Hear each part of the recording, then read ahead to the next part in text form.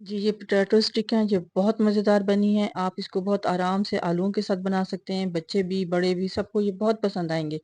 तो इसको आप चाय के साथ भी ले सकते हैं, जैसे आपका जी चाहे इसको चटनी के साथ खाएँ, बहुत मज़े के लगेंगे। तो चलिए जी रेसिपी को बाकायदा स्टार्ट करते हैं। तो इसके लिए मैंने बॉयल किए हुए 4 आलू लिए और इनको मैंने अच्छी तरह से मैश कर लिया है। तो इसमें मैंने तकरीबन 1 टीस्पून के करीब इसमें मैंने ब्लैक पेपर डाली है। रोस्टेड ज़ीरा है, ये भी मैंने 1 टीस्पून के करीब ही लिया हुआ है।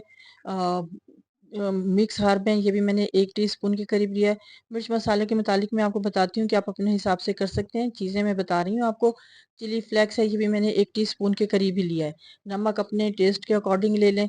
तो इनको बहुत अच्छी तरह से फिर सब चीज़ों को डालेंगे और अच्छी तरह मिक्स करेंगे। इसमें मैंने मिंट लीव और धनिया के जो पत्तियाँ हैं वो भी डाली हैं।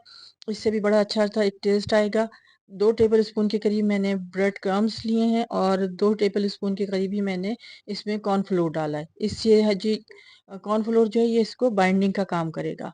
तो अगर अभी तक आपने मेरे चैनल को सब्सक्राइब नहीं किया तो इसको सब्सक्राइब कर लें और बेल आइकन को ज़रूर पुश करें ताकि आपको मेरी आने वाली वीडियो की नोटिफिकेशन मिलती रहे। तो जी इसको मैंने बहुत अच्छी तरह से मिक्स कर लिया हुआ है ताकि इसके अंदर कोई लम्स वगैरह ना रह जाए। तो आराम से कोई जल्दबाजी की ज़रूरत नहीं है, आराम-आराम से इसको कर लें। आप चाहें तो इसको इस तरह से बेल के भी बना सकते हैं और चाहें तो इसको और बारीक कर लें, मतलब और नरम करके इसको पाइपिंग बैग में डाल के भी इसकी स्टिक बना सकते हैं। तो मैंने बस इसी तरह से बनाई है। इसको मैंने बना के सारों को आराम से रख लिया हुआ था। तो अब मैं जो है इसको फ्राई भी करूँगी और साथ-साथ मैं इसकी कोटिंग भी आपको दिखाती जाऊँगी। वीडियो को स्किप ना कीजिएगा, फिर ऐसा होगा कि कोई पॉइंट आपको समझ नहीं आएगा और फिर आप कहेंगे कि मैंने आपको बताया नहीं। तो कढ़ाई में मैंने तकरीबन 1 कप के करीब ऑयल लिया है।